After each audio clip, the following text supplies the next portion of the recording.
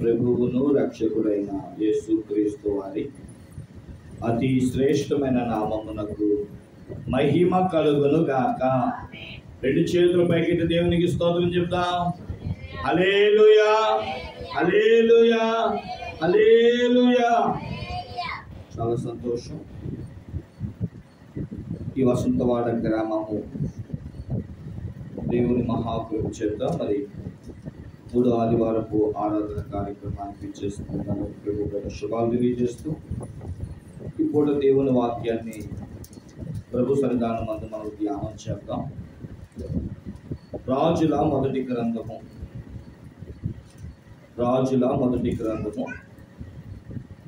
6వ అధ్యాయము. రాజుల మొదటి గ్రంథము 6వ అధ్యాయము 11, 12, 13 వచనాలు. Page number 283. నేను చదువుతున్నాను, కొంచెం అందరూ జాగ్రత్తగా వినండి. అంతలో యెహోవా వాక్కు సొలొమోనుకు ప్రత్యక్షమై ఇలాగూ సెలవిచ్చెను, ఈ మందిరమును నీవు కట్టుచున్నావే, నీవు నా కట్టడలను న్యాయ విధులను అనుసరించి నడుచుకొనుచు నేను నియమించిన ఆజ్ఞలన్నిటినీ గైకొనిన ఎడల నీ తండ్రి అయిన దావీదుతో నేను చేసిన వాగ్దానమును నీ పక్షముగా స్థిరపరచెదను. నా జనులైన ఇశ్రాయేలీయులను విడిచిపెట్టక నేను వారి మధ్య నివాసము చేసేదను. చాలు. చదవబడిన మాటలను లేదా మూలవాక్యాన్ని మనము ధ్యానించిన ఎడల మనకి ఇక్కడ సొలొమోను మహారాజు కనబడుతున్నాడు. ఈ సొలొమోను మహారాజు తన తండ్రి యొక్క ఆశను నెరవేర్చాలనే ఉద్దేశం. ఏంటి ఆయన తండ్రి గారి యొక్క ఆశ అంటే, ఆయన తండ్రి గారి పేరు దావీదు. ఆ దావీదు గారికి ఉన్న ఆశ ఏంటంటే, నేను దేవుని కోసం ఒక మందిరాన్ని కట్టాలి. నేను దేవుని కోసం ఎందుకు మందిరాన్ని కట్టాలని ఆశపడుతున్నానంటే, దేవుని మందిరము గుడారాల్లో ఉంది.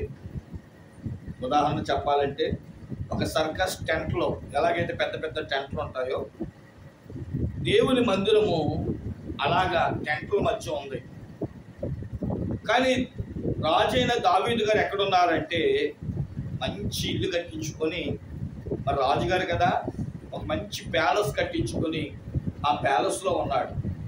ఓ రోజు కిటికీలో నుంచి చూశాడు, దేవుడేమో గుడారాల మధ్య ఉంటే, నేనేంటి చక్కటి నివాసాన్ని కట్టించుకొని నా పరుపు, నా మంచం, నాకు వేసుకునే ప్రతి వస్తువు, తినే ప్రతి ఆహారం చాలా శ్రేష్టమైనది, కానీ దేవుని మందిరం ఏంటి ఇలా ఉంది అని ఒక బాధ కలిగి, దేవుని కోసం నేను ఒక మందిరాన్ని కట్టాలి అని ఒక శపథం అనేది చేసుకుంటాడు.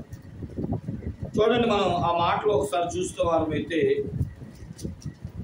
132వ దావీదు కీర్తన లేదా కీర్తనల గ్రంథం 132వ కీర్తన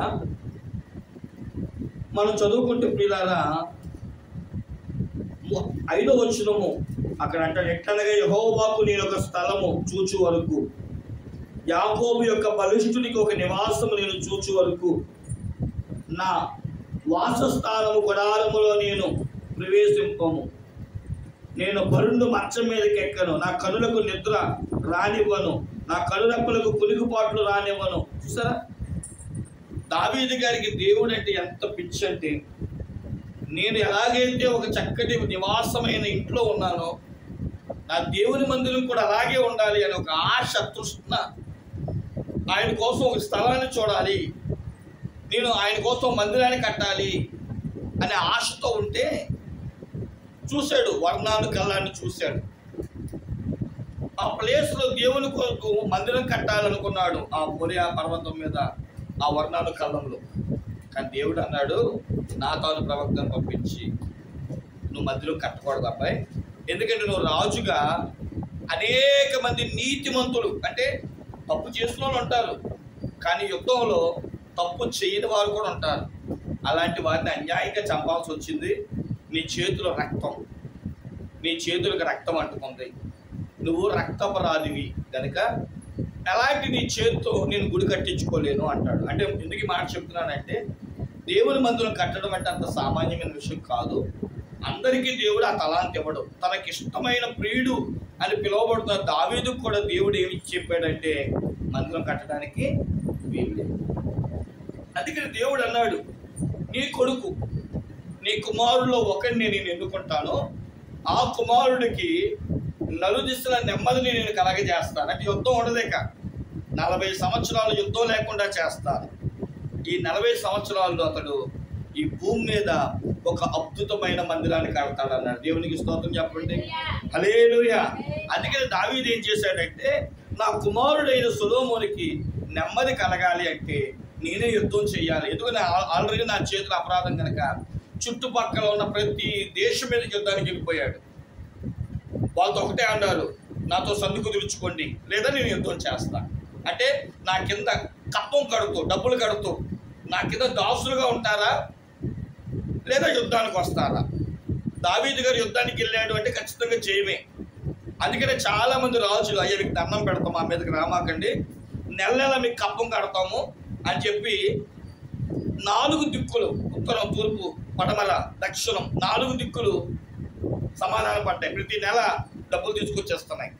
రెండవది, ఎక్కడికైతే యుద్ధానికి వెళ్తున్నాడో అక్కడ దేవుని మందిరం కట్టడానికి వెండి, బంగారం, ఇత్తడి, అంటే నా కుమారుడైన సొలొమోనుకి మందిరం కట్టేటప్పుడు బంగారం తక్కువ అవ్వకూడదు, ఇత్తడి తక్కువ అవ్వకూడదు, వెండి తక్కువ అవ్వకూడదు అనే ఉద్దేశంతో అన్ని పోగేశాడు.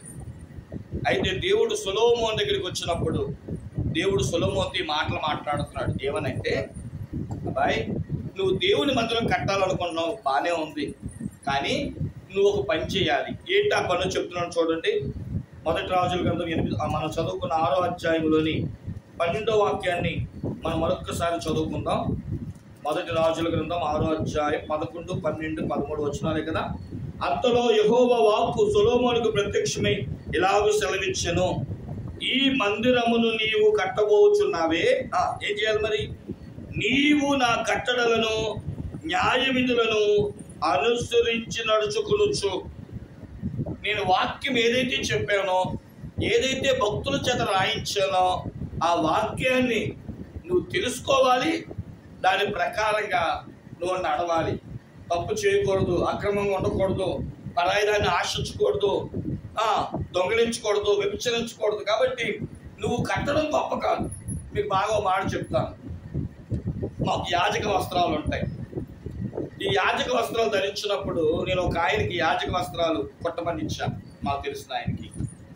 నేను చెప్పలేదు ఆయనకి, కానీ ఆయన ఏం చేస్తున్నాడంటే, ఆ యాజక వస్త్రాలు కుట్టేంతసేపు ఆయనకి సిగరెట్ తాగే అలవాటు ఉంది, రాత్రి మందు తాగే అలవాటు ఉంది.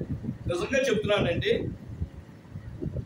యాజక వస్త్రము కుట్టే ఆ 2 రోజులు 3 రోజులు ఆ కుట్టేంత వరకు ఆయన సిగరెట్ ముట్టుకోవాలా, కుట్టేంత వరకు మందు ముట్టుకోవాలా. ఆయన వచ్చి సాక్ష్యం చెప్తున్నారు, అయ్యా మీరు నాకు ఇచ్చిన వస్త్రాలు యాజక వస్త్రాలు, అవి కుట్టాలి అంటే నేను పరిశుద్ధంగా ఉండాలి. నిజంగా చూసారా? అంటే ఒక డ్రెస్ కుడితేనే ఎంత పరిశుద్ధత. నేను ఒక విషయాన్ని కూడా విన్నా. అదేంటంటే ప్రియులారా, కొన్ని చోట్ల మందిరాలు, దేవస్థానాలు కట్టేటప్పుడు అక్కడ సిగరెట్లు కాల్చడం కానీ, ఏమండి కైనీళ్ళు కొట్టకాలు తినడం కానీ కొంతమంది చేయరు. ఎందుకంటే మేము కట్టేది, మేము చేసేది పరిశుద్ధ స్థలం, మేము అలాంటివి చేసి మందిరం కట్టకూడదు అనే ఉద్దేశంతో చాలామంది నిష్టగా ఉంటారు. కాబట్టి కట్టేవాడే అంత నిష్టగా ఉంటే మరి ఆ మందిరంలో కూర్చొని ఆ మందిరంలో ధ్యానించి మనం ఇంకెంత నిష్టగా ఉండాలి? దేవుని మందిరానికి మనం ఇంకెంత సిద్ధపడాలి? అందుకని దేవుడు అన్నాడు, యెహోవా మందిరానికి మీరు వెళ్తున్నప్పుడంట మీరు 3 రోజుల నుంచి సిద్ధంగా ఉండాలంట. 3 రోజుల నుంచి. అందుకని చాలామంది దేవుని మందిరం ఆదివారం పూట వస్తే శుక్రవారం, శనివారం, ఆదివారం దాకా ఏమంటే చాలా నిష్టగా, చాలా పరిశుద్ధంగా తమను తాము దేవునికి సిద్ధపరుచుకుంటూ, ఎందుకంటే మేము దేవునికి కనబడుతున్నాం. నిర్గమాకాండం 19వ అధ్యాయంలో దేవుడు చెప్తాడు, మీరు 3వ రోజున దేవుణ్ణి కలవబోతున్నారు కనుక మీ బట్టలు ఉతుక్కోండి, స్త్రీలకు దూరంగా ఉండండి. మీ ప్రవర్తన తీరు అన్నీ పరిశుద్ధంగా ఉండాలి, ఎందుకంటే మీరు దేవుణ్ణి ఎదుర్కోబోతున్నారు కనుక. కాబట్టి గమనించండి ప్రియులారా, అలాంటి దేవుణ్ణి ఎదుర్కోబోతున్న మనమే ఇంకెంత పరిశుద్ధంగా ఉండాలి. అందుకని సొలొమోనుతో దేవుడు చెప్తున్నాడు, నీవు నా కట్టడలను అనుసరించాలి, నా ఆజ్ఞలను గైకొనాలి. నేను నియమించిన ఆజ్ఞలను గైకొని ఎడల నేను 3 పనులు చేస్తా. 1, నీ తండ్రి అయిన దావీదుతో నేను చేసిన వాగ్దానమును నీ పక్షమున స్థిరపరుస్తా. 2, నా జనులైన ఇశ్రాయేలులను విడిచిపెట్టక నేను వారి మధ్య నివాసము చేస్తా. 2 వాగ్దానాలు. నువ్వు చేయాల్సిన పని ఏంటి? వాక్యాన్ని విను, వాక్యాన్ని ధ్యానించు, వాక్యానుసారంగా జీవించు. అలా చేస్తే 2 దీవెనలు వస్తా. ఈరోజు ఆ రెండిట్లో ఒక్కటి చెబుతా. అదేంటంటే, నీ తండ్రి అయిన దావీదు పక్షమున నేను చేసిన వాగ్దానములన్నీ కూడా స్థిరపరుస్తాను, నీ పక్షమున స్థిరపరుస్తాను అంటున్నాడు.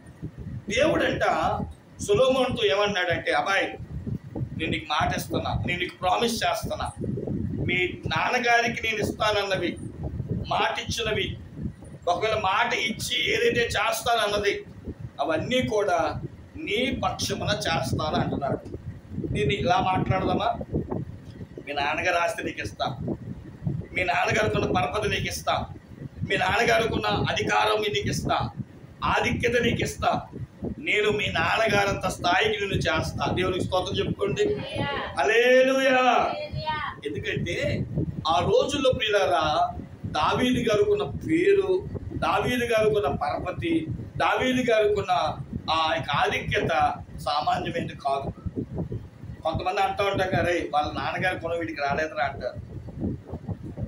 ఈరోజు మరి మన నాన్నగారు కూడా వచ్చిందా? ఏ నాన్నగారు? మనం పుట్టించిన నాన్నగారు కాదు. ఎవరండి? పరలోకమందున్న దేవుని యొక్క గుణాలు మనలో కనబడుతున్నాయా?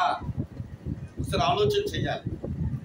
ఈ లోకానికి ఒక మాట చెప్తాను. అదేంటంటే, ప్రతి వాడు దీన్ని అక్కర్లా, చెప్పక్కర్లా, కానీ ఆటోమేటిక్గా ఇది వచ్చేస్తుంది. ఏంటంటే, నాన్నగారికి ఎంతైతే ఆస్తుందో చెప్పండి, నాకు వాటా. ఒక్కడే కొడుకైతే మొత్తం, ఇద్దరైతే 2 వాటాలు, ముగ్గురైతే 3 వాటాలు. ఇప్పుడు దేవుడు ఏమన్నాడంటే, వాగ్దానం అనేది కాసేపు వాటా అనుకోండి. ఇప్పుడు మీకు ఏమిస్తానన్నాడు దేవుడు? మీ నాన్నగారి ఆస్తి, మీ నాన్నగారి పరపతి, మీ నాన్నగారి యొక్క ప్రత్యేకత, మీ నాన్నగారికి ఉన్న మంచి పేరు, ఇవన్నీ నీ పక్షమున నీకు ఇవ్వబోతున్నా. దేవునికి స్తోత్రం చెప్పండి. ఈరోజు ఎంతమంది అయితే వచ్చారో దేవుడు మీతోనే మాట్లాడుతున్నాడు. మీ నాన్నగారికి ఉన్న సమస్త, నేను మాటిచ్చిన ప్రతి వాగ్దానమును నేను నీ పక్షమున స్థిరపరుస్తాను. తప్పిపోయిన కుమారుడు గురించి మనందరికీ బాగా తెలుసు. లూకాసు సువార్త 15వ అధ్యాయం మనం చాలాసార్లు ధ్యానిస్తాం. 2 కుమారులు ఉన్నాడు. పెద్దవాడు ఏం మాట్లాడలేదు, కానీ చిన్నవాడు చదువు నిమిత్తము కొంచెం లోకం తెలిసిన వాడిగా కనబడతాడు మనకి. నాన్నగారు నా ఆస్తి నాకు ఇచ్చాయని అంటాడు. అలా కాదు అని చెప్పిన వింటాం. సరే, ఆస్తి ఇచ్చేస్తే అన్ని మూట కట్టుకొని స్నేహితులతో దూర ప్రాంతానికి వెళ్ళాడు. విజయవాడ వెళ్ళాడు అనుకుందాం కాసేపు. ఏమంటే విజయవాడ అంటే మాటల అంతా డబ్బుతో పని.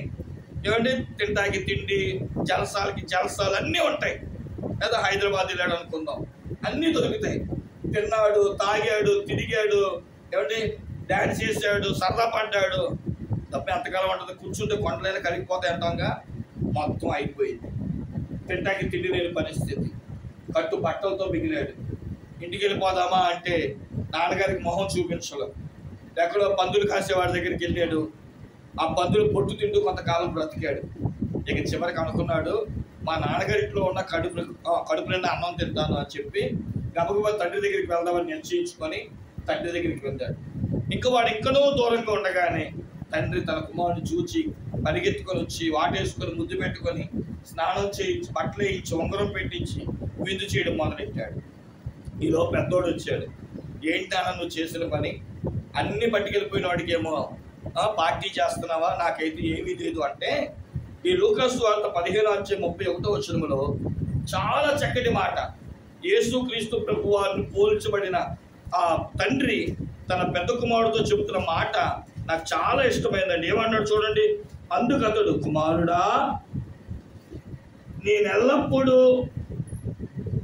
నీవెల్లప్పుడు నాతో కూడా ఉన్నావు, నావన్నీయు నీవే. చెప్పండి ఏంటంట? మీ నాన్నగారు మీకేనా పక్కన రోడ్డుకి వెళ్తాయా?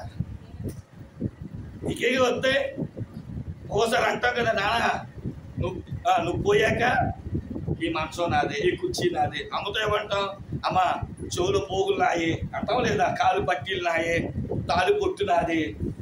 ఎందుకని? ఆ హక్కు ఉంది మనకి. అందుకని తండ్రి చెప్తున్నాడు, అరే ఎందుకు ఇంకా నావన్నీ నీవే. కాబట్టి దేవుడు ఎందుకు ఇస్తాను అంటున్నాడు? దావీదు యొక్క వాగ్దానాలంటే ఒకటి అర్థమైపోవాలి. దావీదు గారు ఎవరో కాదు, పరమ తండ్రితో పోల్చబడ్డాడు, అంటే దేవుడితో పోల్చబడ్డాడు. దేవుడికి ఉన్నవన్నీ కూడా చెప్పండి ఎవరికి? నేను ఇలా అంట, నాకే. అది పక్కన వాళ్ళకి ఎందుకు ఇస్తాం? దాన్ని పంచుకుంటాం అంటావా? అబ్బా, అందుకని ఇది ఆత్మీయ స్వార్థం అంటారు. దీన్ని ఆత్మీయ స్వార్థం తెలుసా? నాకే రావాలి, నాకే దక్కాలి, పక్కన వాళ్ళు ఎవరు వాటాకి రాకూడదు, అంతా నాకే, అన్నీ నాకే. దేవుడికి స్తోత్రం చెప్పండి. కాబట్టి ఇలా చెప్పుకుంటూ ఉంటే చాలా విషయాలు ఉంటాయి. కానీ నేను బైబిల్ గ్రంథంలో ధ్యానం చేసింది ఏంటంటే, అసలు ముందు తండ్రి గారి ఆస్తి ఏంటో తెలిస్తే అవి నాకు కావాలో వద్దా అన్నది తెలుస్తుంది. ఏమంటే కొంతమంది ఉంటారు అద్దిల్లు, ఏమంటే పొయ్యి మీద కొండ దాకా తప్ప ఏమి ఉండదు. ఇప్పుడు అక్కడికి వెళ్ళి మా నాన్నగారు చచ్చిపోయిన ఆస్తి ఏదని అడిగితే ఏమిస్తారు? ఏమి ఉండదు. కాబట్టి ఏమీ లేవు.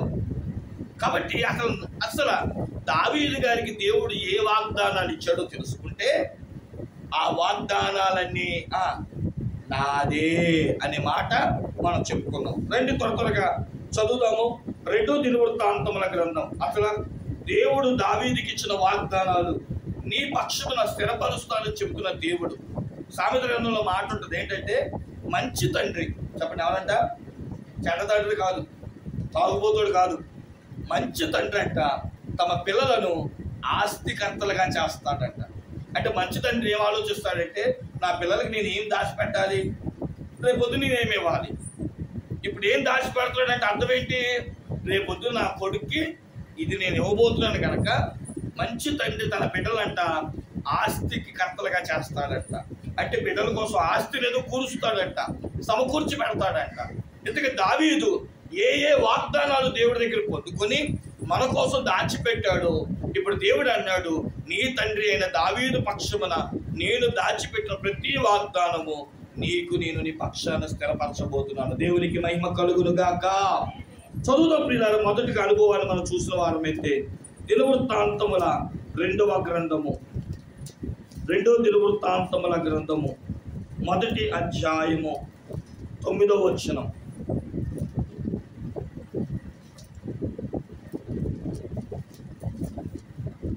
దినవృత్తాంతముల గ్రంథము 1వ అధ్యాయం 9వ వచనం.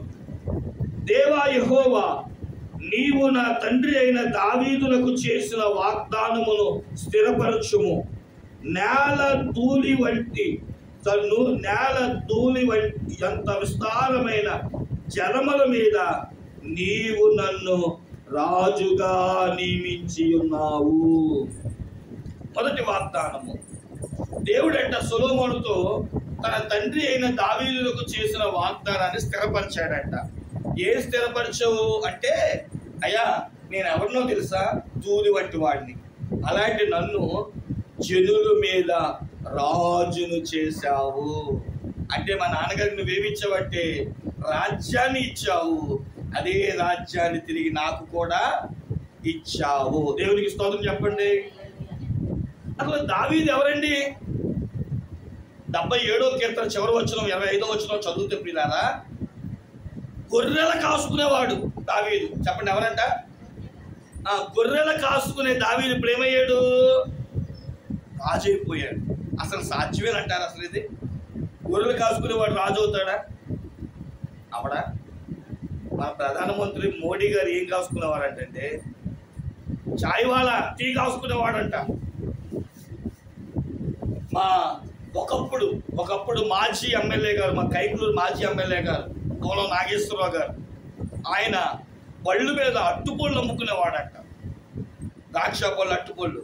ఈరోజు ఆయన ఎమ్మెల్యే అయ్యాడు. అంటే ఆలోచన చేయండి ప్రియులారా, దేవుడు ఒక్కొక్కరిని వారి యొక్క న్యాయ ప్రవర్తన బట్టి ఎలా దీవిస్తున్నాడు అంటే, దావీదు కూడా అంట పశువుల దొడ్డులు అంటే గొర్రెల దొడ్డులో ఉన్న దావీదు కానీ పిలిచాడంట, అబ్బాయి నువ్వు ఇట్లా, ఆ ప్రభు ఏంటి నువ్వు చేసే పని నాకు చాలా బాగా నచ్చింది, కానీ ఒక పని చేయి, గొర్రెలనే తిరిగా కాస్తున్నావంటే మనుషులు ఇస్తే నువ్వు ఇంకెలా కాస్తావు, అందుకనే ఇదిగో ఇశ్రాయేలీల మీద నేను రాజుగా నియమిస్తున్నాను అన్నాడు. దేవునికి స్తోత్రం చెప్పండి. అది దావీదు గారికి ఇచ్చాడు, మనకివల దావీదు గారికి ఇచ్చారు. ఇప్పుడు ఏమన్నాడు, మీ డాడీ దావీదు గారు ఆయనకి ఇచ్చిన వాగ్దానమే, ఆయన చేసినట్లుగా నీకు చేస్తా. ఏం చేస్తాడు, ఆయన తరువాత నిన్ను రాజుగా చేస్తాడు. దేవునికి స్తోత్రం చెప్పండి. యేసు రాజుగా వచ్చుచున్నాడు, ఓ లోకమంతా రవి కోటి తేజుడు, రమ్యమైన దేవుడు, రవి కోటి రాజుగా యేసు రాజుగా. ఇప్పుడు ఆ దావీదు గారి ప్లేస్ లో యేసు క్రీస్తుని పోల్చుకొని చెప్పండి, ఆయన ఎలా వస్తున్నాడంట, రాజుగా వస్తున్నాడు. ఎందుకోసం వస్తున్నాడంట, నిన్ను నన్ను తీసుకెళ్ళి ఏం చేస్తాడంట, ఆయనకు భార్యగా చేసుకుంటాడు అంటాడు. ప్రకటన 9వ అధ్యాయం ఉంటుంది కదా, గొర్రెపిల్ల వివాహ మహోత్సవులకు మిమ్మల్ని అందరిని ఆహ్వానిస్తున్నా, మీరే ఆ భార్యలు, మీరే ఆయన భార్యలు. ఇప్పుడు చెప్పండి, యేసయ్యకు భార్య అయితే ఏమవుతాం, రాజుగారికి భార్య అయితే ఏమవుతాం అండి, చెప్పలే, అసలు మనకు ఉందా స్థాయి? ఇప్పుడు దేవుడు అంటాడు, నేను రాజునైతే అబ్బా చెప్పట్లో మీరేమి, దేవుడు అధికారాన్ని ఇవ్వబోతున్నాడు. స్తోత్రం చెప్పండి. హల్లెలూయా. రాజుగారి పక్కన కూర్చునే స్థాయి, రాజుగారితో కలిసి ఉండే స్థాయి, అందరికీ నమస్కారము పెట్టే నీకు నమస్కారం పెట్టే రోజు రాబోతుంది. దేవునికి స్తోత్రం చెప్పండి. హల్లెలూయా.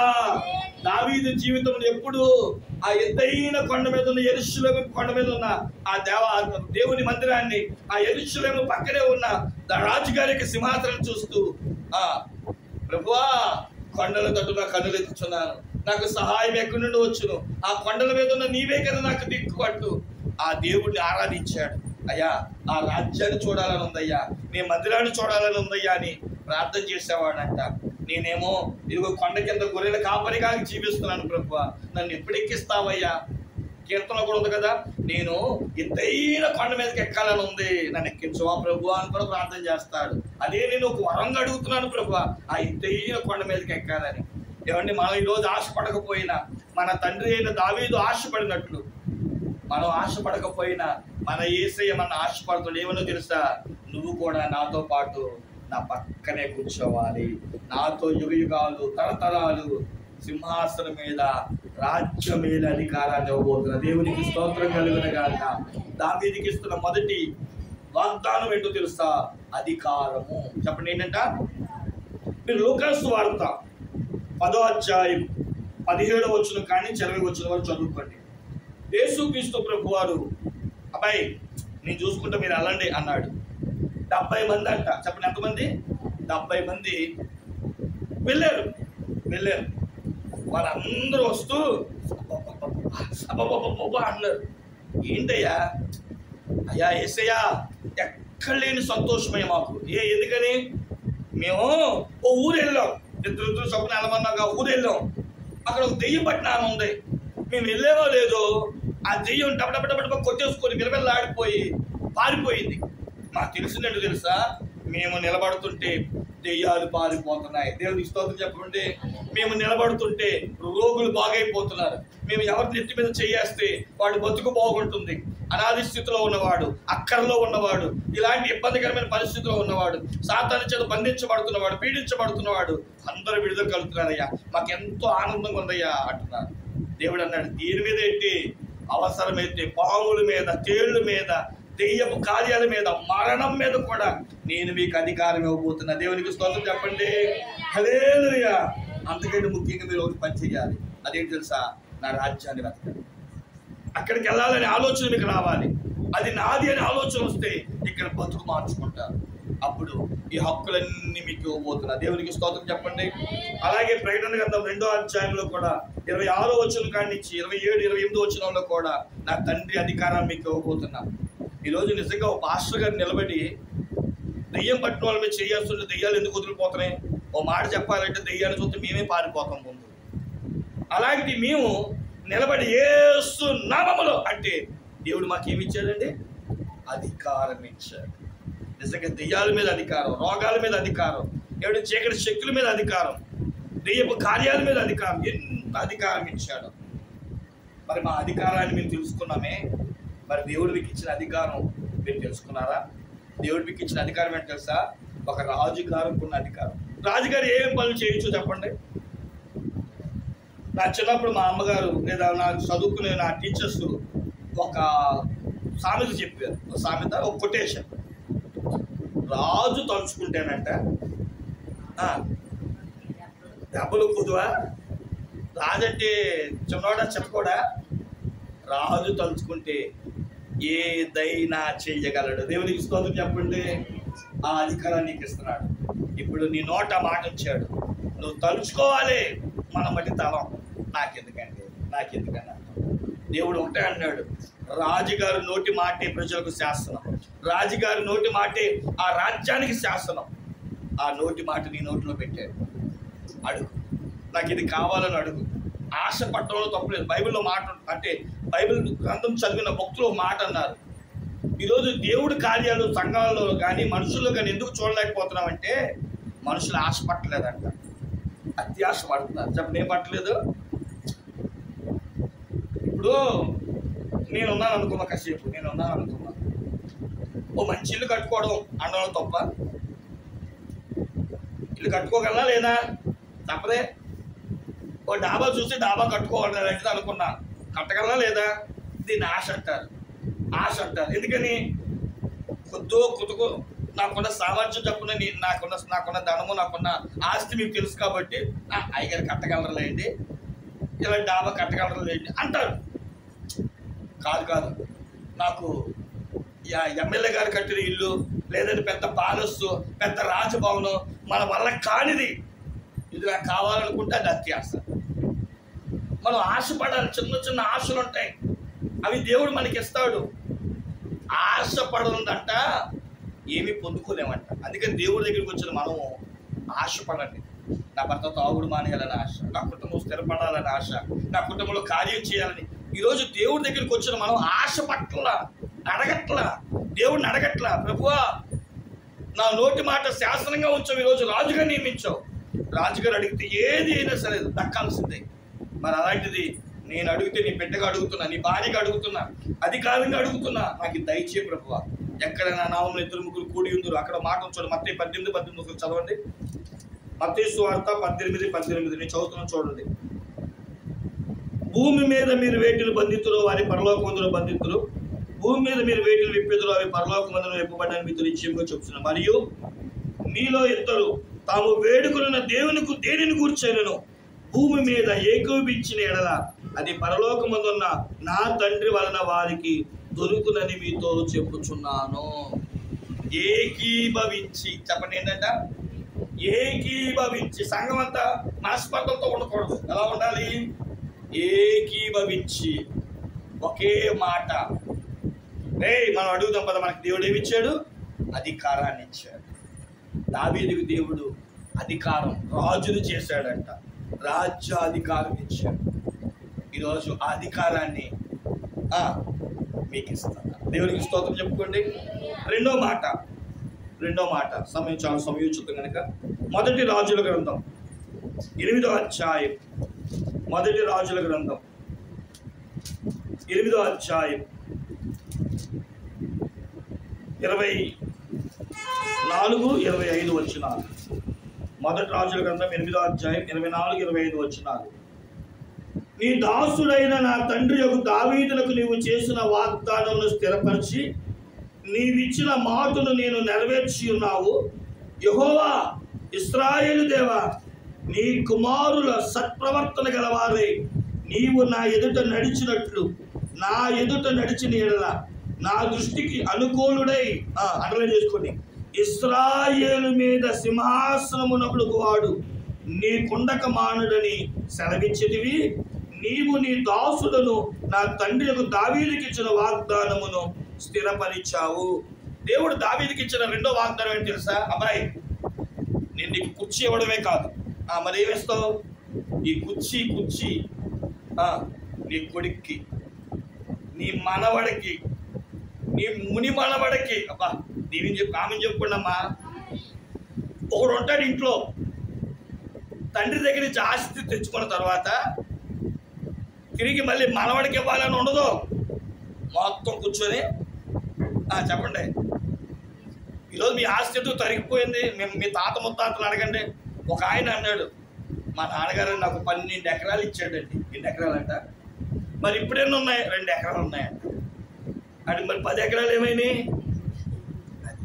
ఈరోజు కొంతమంది ఆస్తి పిల్లలకి ఇవ్వాలని ఆశపడతారు. కొందరు ఉంటారండి ఇంట్లో, ఆ హయాంకి వచ్చేటప్పటికి, అంటే వాడి దగ్గరికి వచ్చేటప్పటికి ఆస్తి అంతా సోమరపోతోళ్ళలాగా కూర్చొని కరగబెట్టేయడము, దానం చేయడము, ఆస్తి అంతా పోతుంది. కానీ దేవుడికి ఏమన్నాడు తెలుసా? అయ్యా, నీ తర్వాత నీ కొడుకు రాజు అవుతాడో లేదో తెలియదని చెప్పాలి. కానీ దేవుడు అలా అంటలా. నీ తర్వాత నీ యొక్క వంశములో నుండి ఆ సింహాసనం కొనసాగిద్ది అన్నాడు. దేవుడు ఎంతవరకు ఆ సింహాసనాన్ని కొనసాగించాడంటే, దావీదు తర్వాత సొలొమోను తర్వాత యెరోబాము, ఇలాగా సంతతి యేసు క్రీస్తు ప్రభువారు ఆ చివరి సింహాసనం మీద ఆయన కూర్చోబోతున్నాడు. దేవునికి స్తోత్రం చెప్పండి. అంటే సింహాసనం అనేది ఒక్కడే కాదు, నీ తరతరములకు కలిగినట్లు సంతానమంతటికి. బైబిల్ గ్రంథంలో మాట్లాడుతూ ద్వితీయోపదేశ కాండంలో, నీవు కనుక దేవునికి మంచి పని చేస్తే, దేవుని దగ్గర నువ్వు మంచిగా బ్రతుకుతే, నేను ఎంతగా దీవిస్తానంటే 3-4 తరముల వరకు ఆ దీవెన ఉండిపోతుంది. దేవునికి స్తోత్రం చెప్పండి. హల్లెలూయా. ఎక్కడ ఉండదంటే ఇలాంటి దీవెన, ఎక్కడ ఉండదు ఇలాంటి ఆశీర్వాదం.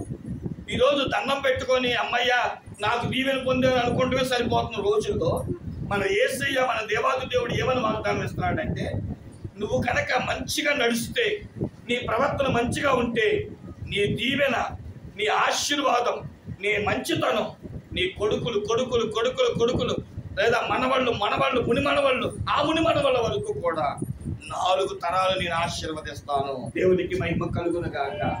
ఈ స్కీమ్ ఎందులోనే ఉందా? ఇప్పుడు యాక్సిడెంట్ స్కీమ్ ఉంది, LIC కానీ ఇంకేదైనా. ఎన్ని తరాలు ఇస్తాడు? నువ్వు పోతే నీ కొడుకు ఇస్తానని అంటారు. కాదండి, నా మనవాడికి ఇవ్వండి అంటే, అలా ఎందుకు కుదురుతామా? ఒక తరానికే మాకు నాంది అంటారు.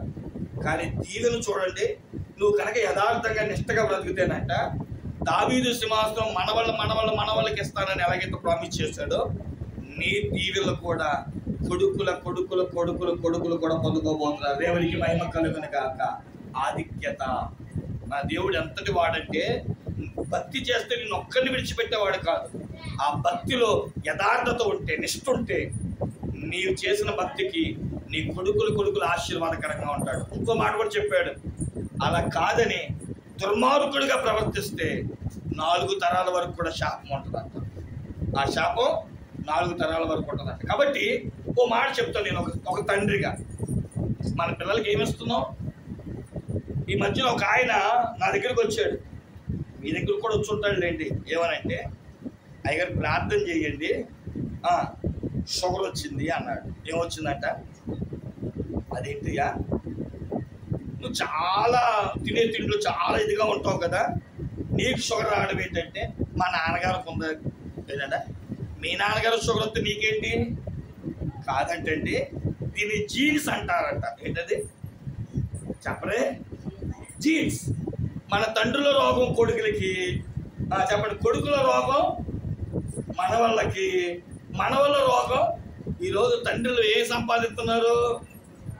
ఆస్తులేమో తెలియదు కానీ రోగాలు మట్టిగా దండిగా సంపాదిస్తున్నాం. అది మనతో పోట్ల మళ్ళీ చెప్పలే. కొడుకులు కూతుళ్ళు, అల్లుళ్ళు, మనవళ్ళు వెళ్ళిపోతున్నారు. దండం పెట్టి చెప్తా, రోగాలు ఎలాగో ఇచ్చేస్తున్నాం, కానీ నీ రోగాలను కూడా ఆపు చేసి తల్లిదండ్రులు చేసిన తగని కార్యంబులు నా మీదకి వచ్చి నన్ను చంపుచున్నావి, ఆ శాపమును నేను అడ్డాగింపాలేను అని నీవు అనుకోనా వద్దు. నీ శాపములు కూడా లయపరిచే దేవుడు ఉన్నాడు. ఆ సృష్టికర్తము ఏం చేయాలంటే నమస్కరించి, యేసయ్యా నా రోగాలు నేను ఇవ్వకుండానే నా పిల్లలకి వెళ్ళిపోతున్నాయి, నేను చేసిన శాపాలు ఇవ్వకుండానే నా బిడ్డలకి వెళ్ళిపోతున్నాయి, నీకు చాలయ్యా, నేను ఇక్కడి నుంచి రక్షణ బాప్తీసం పొంది నా రోగాలు, నా శాపాలు, నేను చేసిన తప్పులన్నీ నాతో ఆపేస్తున్నా, నా బిడ్డల బట్టి నువ్వు దీవించవా? అలాగే నాయన ఇక్కడి నుంచి మానేస్తావుగా? మానేస్తాను ప్రభువా. అయితే గుర్తుపెట్టుకో, నేను మాటిస్తున్నా, తరతరముల వరకు నీ బిడ్డలకు నేను ఆశీర్వాదములకు కర్తగా ఉంటాను. స్తోత్రం చెప్పండి. మనం కనుక నిష్టగా బ్రతుకుతే మన పిల్లలకు నువ్వు రూపాయి ఇవ్వక్కర్లేదండి, నువ్వు మీ పిల్లలకి నువ్వు సంపాదించి ఇవ్వక్కర్లా. నువ్వు నిష్టగా పాపము లేని వాడిగా దేవుని దగ్గర యథార్థంగా బ్రతుకుతే నువ్వు ఇచ్చేది నీ పిల్లలకి ఏంటో తెలుసా? నిండైన దీవెన, మెండైన ఆశీర్వాదం. ఓ మాట చెప్తాను, అర్థం చేసుకోండి. చాలాసార్లు తల్లులు అంటారు, వీడిని కన్నాను కానీ వీడి తలరాత కనలేకపోయానండి అంటారు. నిజమా కాదండి? మన పిల్లలు కనేటప్పుడు ఏమండి వాడు ఎలా ఉండాలి అలా ఉండాలని ఆలోచిస్తాం. ఉంటాడాడు అంటే ఓ తల్లి అంటుంది, అయ్యి వీడిని కన్నాను కానీ వీడి తలరాత కనలేకపోయానండి అంటుంది. నేను అంటాను, తలరాతలు రాసే దేవుడే మన పక్షాన ఉన్నాడు. అయ్యా నా బిడ్డ ఆశీర్వాదకరంగా ఉండాలంటే నేను చేసిన పాపం ఇక్కడ కాపీయాలి, ఇక్కడి నుంచి నా మంచితనం, నేను నా బిడ్డలకి దీవెనివ్వాలనుకుంటున్నా, కాబట్టి నేను నా పాపాలను వదిలిపెట్టేయాలి. ఇక్కడికి నిజంగా మాట చెప్తున్నాను, మీరు ఇక్కడి నుంచి చెడ్డ కార్యాలన్నీ విడిచిపెట్టి మంచి పనులు చేయండి. చచ్చేంత వరకు నీ బిడ్డలు 4 తరాలు గొప్ప కార్యాలు చూడబోతున్నారు. దేవునికి స్తోత్రం చెప్పండి. మాటిస్తున్నాడు దేవుడు, వాగ్దానం చేస్తున్నాడు, తరతరములకు సింహాసనం ఇస్తున్నావు అయ్యా. ఏం గొప్ప దేవుడు అయ్యా నువ్వు అంటున్నాడు. దావీదుకు సింహాసనం తరతరములు ఉంది. ఇక 3వ మాటకు వస్తున్నాను. 2వ దినవృత్తాంతముల గ్రంథం 6వ అధ్యాయం 42వ వచనం.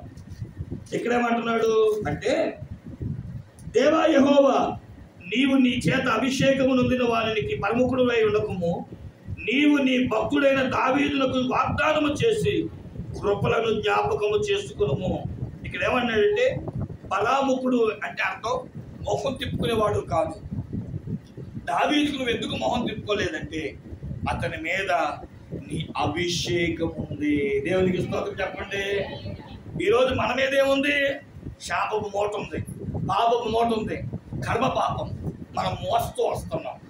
కానీ దేవుడు దావీదును ఏమన్నాడు తెలుసా?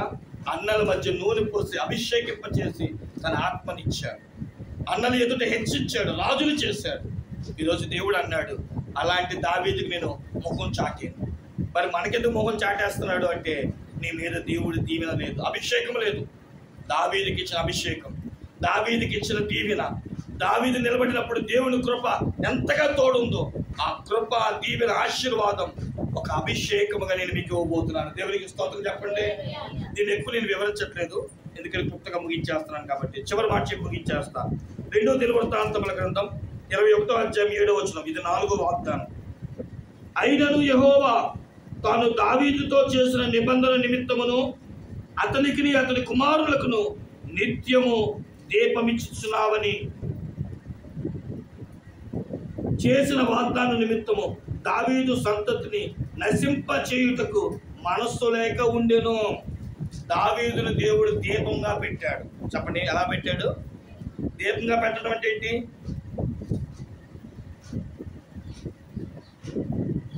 దీపంగా పెట్టడం అంటే ఏంటి? దీపం దేనికి వాడుతుంది చెప్పండి? ఇల్లంతటికి వెలిగించడానికి. నీ ఇంటికి నువ్వే వెలుగు. స్తోత్రం చెప్పండి.